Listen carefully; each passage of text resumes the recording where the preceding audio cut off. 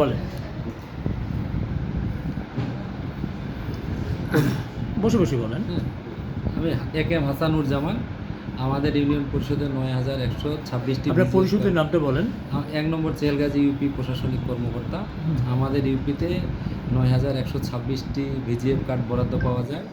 সেই হিসাবে মেম্বার সাহেবরা ওয়ার্ডওয়ারি তাদের তালিকা প্রণয়ন করে, তারাই স্লিপ বিতরণ করে এবং গত ২৪ তারিখে তাদের মাধ্যমিক বিতরণ সম্পন্ন হয় এবং এই আমরা ৯,১২৬টি কার্ডের যে বরাদ্দ আতপ চাল সেটা আমরা নিয়ে এসে গোডাউনজাত করি এবং গতকাল মেম্বারদের মাধ্যমে আমরা এই বিতরণটা সম্পন্ন করি। তারপরে এই চাল যে আপনাকে গুদামজাত বিষয়ে আপনি কিছু বলেন। চাল আমাদের পরিষদের গোডাউনেই ছিল এবং এখান থেকেই ভোগারভোগীদের বিতরণ করা হয়। তারপরে আজকে যে গুদাম থেকে চাল বের করতেছে পুলিশে আসলো, দেখলো। আমাদের ইউপি গোডাউন থেকে কোনো চাল কেউ বিতরণ বের করেনি বা এখান থেকে কিছু হয়নি। আপনাদের বিতরণ কি সম্পূর্ণ হয়ে গেছে? একটু আগেই শেষ হলো আমাদের। আজকে আমাদের ১১৩ জন কার্ডধারী আজকে পেয়েছে। অবশিষ্ট আগে গত দিনে বিতরণ হয়েছে ১১৩ জন। আপনাদের বিতরণের তারিখ কবে ছিল, শেষ কবে? ২৪-২৫ 2 দিন।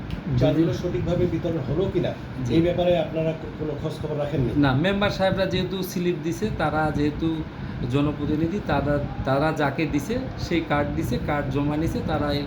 এবং আপনার দায়িত্বের মধ্যে এটা পড়ে কিনা যে ইউনিয়ন পরিষদের থেকে যে চালটা বিতরণ করা হলো সেই চালটা ঠিকমতো মেম্বার সাহেবরা বিতরণ করতেছে কিনা এই ব্যাপারে আপনারা খোঁজ খবর রাখতে পারেন কিনা, বা এটা আপনাদের দায়িত্বের মধ্যে পড়ে না, কিনা? এখানে তো ইউনিয়ন পরিষদে আমরা যখন চাল বিতরণ করি ট্যাগ অফিসারের উপস্থিতিতেই করি। সরকারের একজন প্রতিনিধি থাকে, তিনি সারাক্ষণ কালকে সারাদিন ছিলেন, আজকেও ছিলেন। জি, বিতরণকারী ছিলেন এবং ট্যাগ অফিসারের উপস্থিতিতেই চাল বিতরণ। চালের পরিমাণ কত ছিল? চালের পরিমাণ হলো ৯১, যেহেতু ৯,১২৬ প্রায় বোধহয় ৯১ টন ২৬০ কেজি। ৯১ টন ২৬০ কেজি সম্পূর্ণ চাল কি এখান থেকে বিতরণ করা হয়েছে? এখান থেকে। বিতরণটা আপনারা কিভাবে করেছেন? এটা মেম্বার সাহেবদের মাধ্যমে পয়েন্ট করে দেওয়া হয়েছে 7টা বা 8টা পয়েন্ট করে, ওই 8টা পয়েন্টের মাধ্যমে মেম্বাররা তাদের স্ব ওয়ার্ডে তো এটা বিতরণ করেনি, তাদের স্লিপ অনুযায়ী করছে।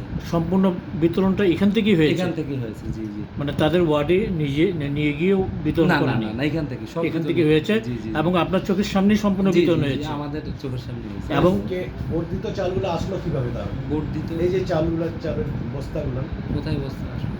এই যে আমরা আশেপাশে যে দোকানগুলিতে দেখতেছি যে ১০০ বস্তা ১৫০ বস্তা এইভাবে করে এটা তো গুদামজাত হয়েছে।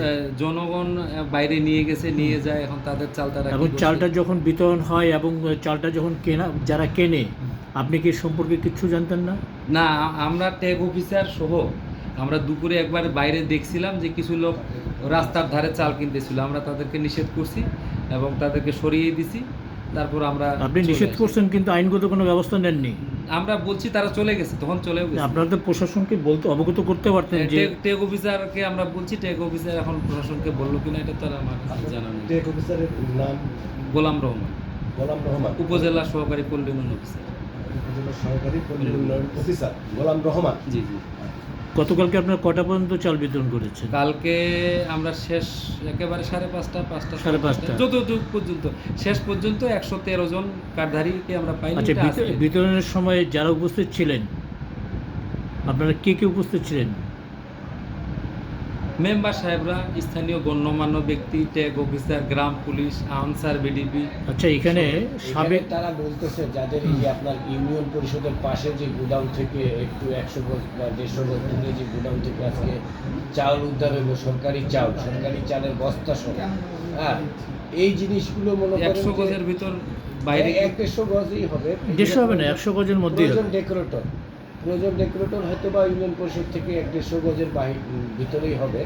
হ্যাঁ, সেই জায়গা থেকে আজকে এরকম আপনার বিজিএফ এর মনে করেন চাল বস্তা সহ বিজিএফ এর বস্তা লেখা আছে, সেই বস্তা থেকে বের হলো। এই ব্যাপারে তারা বলতেছে যে ওইখানকার লোকের অভিযোগ এরকম যে আপনি সচিব সাহেব নাকি এই বিষয়গুলো জানেন, এটা তারা ওখানে বলেছে। এবং আপনার কাছে আসার পরে তারা আবার আপনার কাছে এসেছে যে আপনি বলে এই চালগুলো সম্বন্ধে সব জানেন, এটা আপনাকে বলতে এসেছে তারা। তখন আপনি তাদেরকে বলেছেন যে না, আমি এই বিষয়ে জানি। আমি তো জানি না, এটা আসলে এই বিষয়টা আমি আসলেই জানি না। একেবারে আননোন। আমার তো জানার প্রশ্নই আসে না, কারণ প্রয়োজন ডেকোরেশনে তো আমি জানিও না, আপনাদের মাধ্যমে আমি শুনলাম যে ওখানে চাল ইয়ে হচ্ছে। আমার তো এটা জানার কথা না, কারণ বাইরে কারা চাল কিনছে, কারা কোথায় রাখছে, এটা তো আমার জানার কথা না। আচ্ছা, আপনাদের কাছে এমন কোনো ফুটেজ আছে যে সকল মেম্বারের উপস্থিতিতে এটা বিতরণ হয়েছে, এরকম কোনো আপনার ফুটেজ শো করতে পারবেন?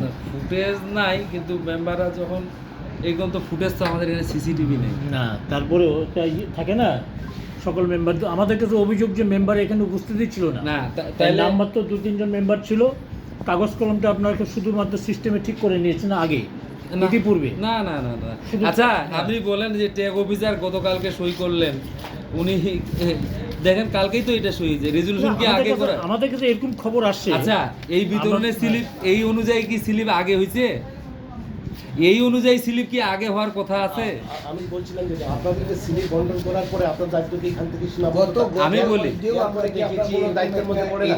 আমি একটা জিনিস বলি, আমরা তো হলাম, আমি বলি, আমরা কিন্তু পরিষদকে সাচিবিক সহায়তা দেওয়া কাজ, নির্বাহী ক্ষমতা কিন্তু চেয়ারম্যান মেম্বারের হাতে, আমরা তো তাদের কাছে বাধা দিতে পারি না।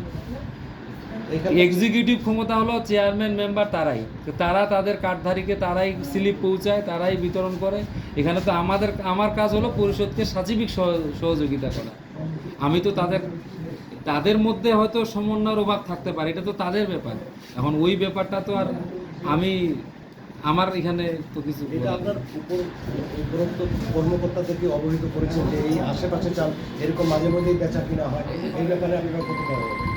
না, এর আগে আমরা যখন হয় আমরা কিন্তু নিষেধ করে দিয়ে আসছি। আপনি শুনেন প্রত্যেকটা দোকানদারকে, চলেন আমি বলছি যে এই আশপাশ এলাকায় কেউ চাল কিনবেন না, এটা নিষিদ্ধ। আমরা এর আগেও বলছি, প্রতিবারই বলি, কিন্তু এলাকায় তো দোকানদার, আমরা তো লোকাল লোককে, কারণ এখানে মেম্বার চেয়ারম্যানদের সাথে তাদের দোকানদারদের তাদের তো একটা সম্পর্ক আছে। আমি তো তাদেরকে, তারা যদি না চায় তাহলে আমি